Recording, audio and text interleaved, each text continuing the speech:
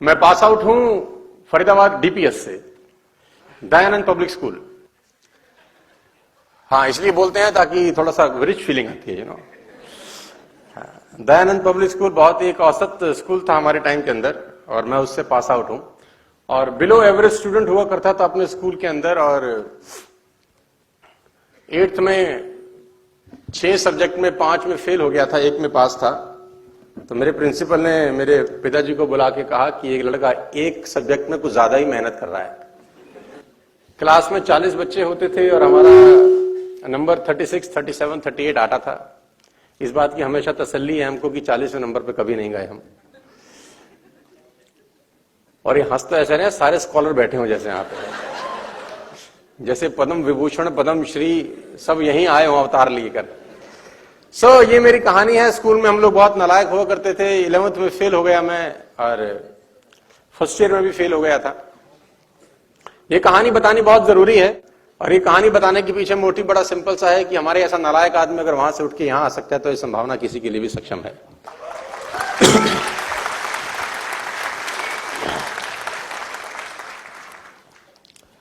चालीस बच्चों की क्लास, 37th हमारा रैंक।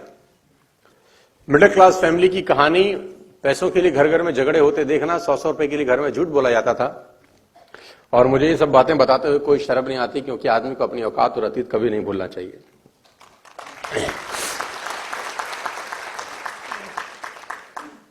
मैं अपने 2 दोस्तों के बारे में जरूर बताना चाहता हूं यहां पे, जिनसे मुझे बड़ी प्रेरणा मिली अपने जिंदगी में, अपने जीवन काल के अंदर। एक लड़के का नाम था राजेश शुक्ला, और वो लड़का मेरे साथ 12 के 12 साल दयानंद स्कूल में पढ़ता रहा, और वो 12 के 12 साल फर्स्ट आया। आपको जान के बहुत हैरानी होगी, बहुत कम ऐसा होता है कि एक ही बच्चा हमेशा टॉप पे रहे, क्योंकि ये तो सफलता में कभी आप ऊपर जाते हैं, कभी आप नीचे जाते हैं, तो वो पेंडुलम चलता रहता है इधर उधर इधर उधर। लेकिन वो राजेश की मैं बड़ी इज्जत करता हूं, और मेरा बड़ा अच्छा दोस्त है। अभी कभी कभी मुलाकात भी मेरी उससे हो जाती है। वो 12 के 12 साल फर्स्ट आया। कोई माई का लाल नहीं पैदा हुआ जो उसको सेकंड कर सके। पता नहीं क्या खाता था, उसकी मां उसको कैसे पढ़ाती थी। ड्राइंग बहुत शानदार थी, पढ़ता बहुत शानदार था, खूबसूरत बहुत था, लड़कियां उसी पे मरती थी। मतलब ऐसे कहता है कि कोई पुण्य किए होंगे, ऐसा जन्म मिला उसको। 12 के 12 साल फर्स्ट आया सर। सेकंड लड़के पे, जो सेकंड लड़का आता था मेरी क्लास में, उसका नाम था शरद यादव। मेरा बड़ा अच्छा दोस्त है, अभी कभी कभी उससे भी मेरी मुलाकात होती है। वो 12 के 12 साल सेकंड आया। बड़ी अजीब इत्तेफाक था मेरे स्कूल के अंदर, मेरी क्लास के अंदर, कि फर्स्ट आने वाला 12 साल सेकंड ना हो सका, सेकंड वाला पूरी मेहनत करके फर्स्ट ना जा सका। और दोनों में कट थ्रोट कंपटीशन था, दोनों अगल बगल में रहते थे, और उन दोनों के कंपटीशन के कारण उनके घर वालों का भी कंपटीशन था। 3rd, 4th, 5th रैंक के लिए जरूर लड़ाई झगड़ा चलता था क्लास के बच्चों में। अपने को कोई टेंशन नहीं थी। 36, 37, 38 हमारो क्या दिक्कत थी। हमारे को तकलीफ तब होती थी जब असेंबली की जाती थी। जब असेंबली होता था 1 बरस के बाद, तो इनाम दिए जाते थे हमारे टाइम के अंदर, है ना। First rank goes to mister Rajesh, हमको पता था कि इसी को मिलता है सब। Second goes to Sharad, third goes to ABCD चलता रहता था। और मुझे याद है अच्छे से, आपको मैं इतिहास में ले जाना चाहूंगा। जो फर्स्ट रैंक आता था लड़का, उसको राजदूत का एक ज्योमेट्री बॉक्स दिया जाता था।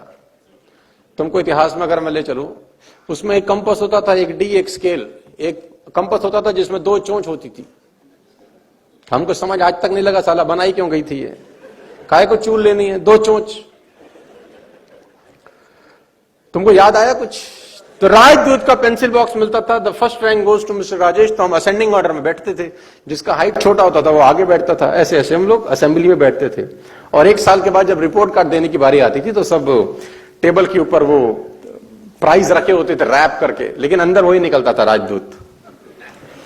सेकंड, जब first rank goes to Rajesh, तो वो उठ के खड़ा होता था और जाता था टीचर की तरफ, और उसको इनाम मिलता था। सेकंड रैंक गोज टू शरद, वो भी उठता था, अपना कपड़ा झाड़ के जाता था टीचर की तरफ, उसको मिलता था लंच बॉक्स प्लास्टिक का, एक छोटी डिब्बी सब्जी की, एक बड़ी डिब्बी रोटी रखने की, एक चम्मच होता था प्लास्टिक का, एक फोक टाइप होता था, उसको वो मिलता था।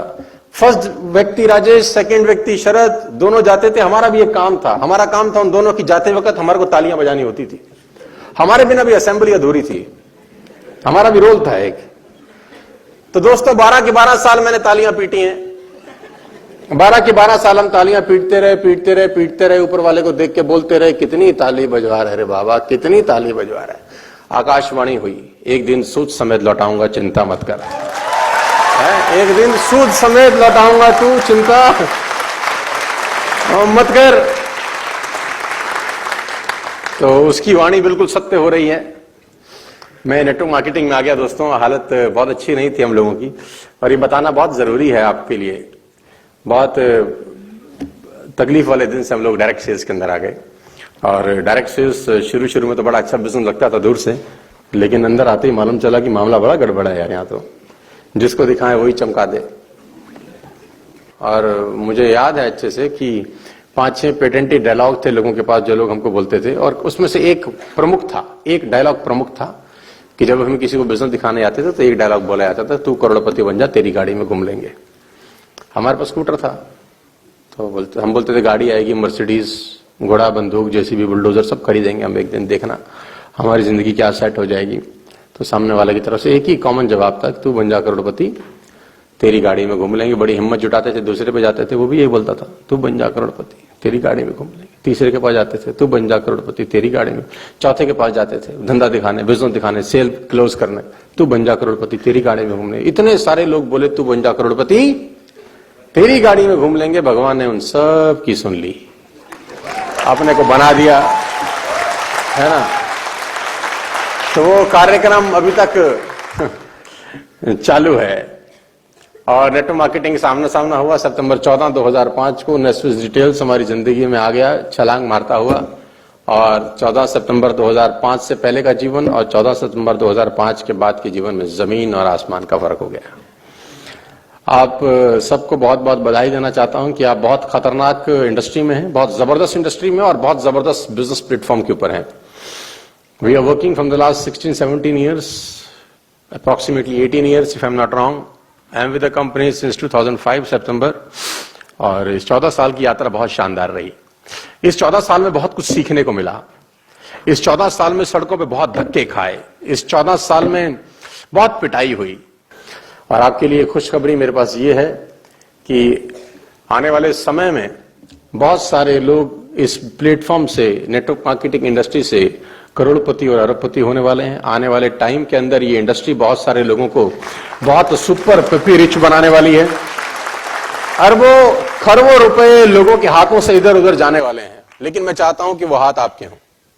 अरबों खरबों रुपए लोगों के हाथ से इधर उधर जाएंगे, मैं चाहता हूं वो हाथ आपके हों।